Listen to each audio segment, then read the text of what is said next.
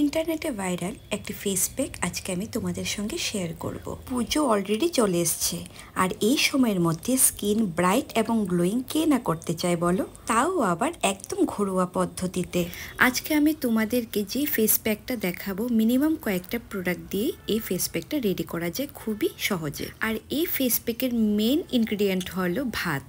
তো আজকের ফেস প্যাকটার নাম হলো রাইস প্যাক। তো চলো এবার ফেস প্যাকটা বানানোর পদ্ধতিটাও তোমাদের সঙ্গে শেয়ার করি। প্রথমে আমি একটা বাটিতে চাল নিয়ে এবং সেটাকে ভালো করে ধুয়ে বসিয়ে দিলাম ভাত হওয়ার জন্য। এখানে কিন্তু তোমরা আতপ চাল ইউজ করবে, রেশনের চাল হলে তো খুবই ভালো।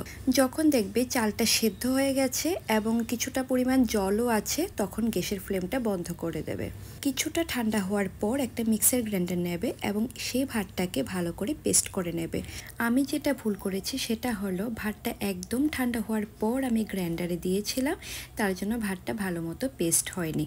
আচ্ছা, মিক্সার গ্রাইন্ডারে যখন ভাতটা আমি দিয়েছিলাম তার সঙ্গে কিন্তু আমি 2 টেবিল স্পুন দিয়েছিলাম টক দই এবং একটু গোলাপ জল। তারপর এই পেস্টটাকে আমি একটা বাটিতে নিয়ে নিলাম এবং সঙ্গে আমি দিয়ে দিলাম একটু মধু এবং একটা ভিটামিন ই ক্যাপসুল। তো এবার মেন ফেস প্যাকটা রেডি। চলো এবার মুখটাকে আগে ক্লিন করে নিই। সেটার জন্য আমি নিয়ে নিলাম একটু বেসন এবং টক দই, এটাকে ভালো করে পুরো ফেসে আমি মেখে নিলাম। তারপর 5 থেকে 10 মিনিট ওয়েট করার পর দেখলাম ফেসটা হালকা ভেজা ভেজা, হালকা ড্রাই।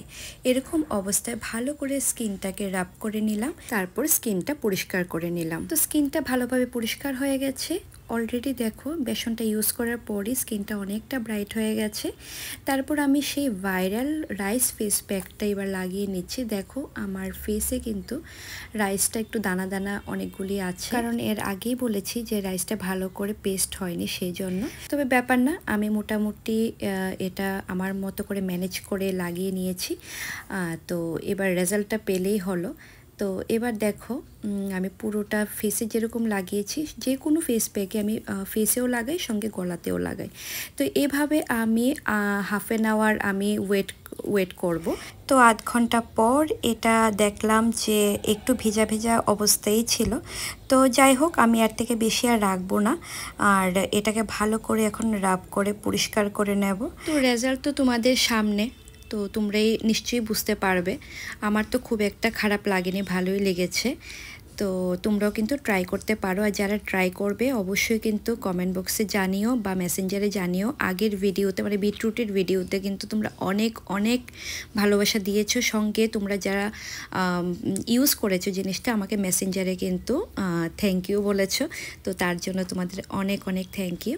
তো আজকের ভিডিওটাও তোমাদের কেমন লেগেছে অবশ্যই কিন্তু কমেন্ট করে জানিও। দেখা হবে তোমাদের সঙ্গে নতুন আরেকটা ভিডিওতে। ততক্ষণ সবাই ভালো থেকো, সুস্থ থেকো, আর পুজোর আগে প্রচুর শপিং করে স্কিন কেয়ার করো।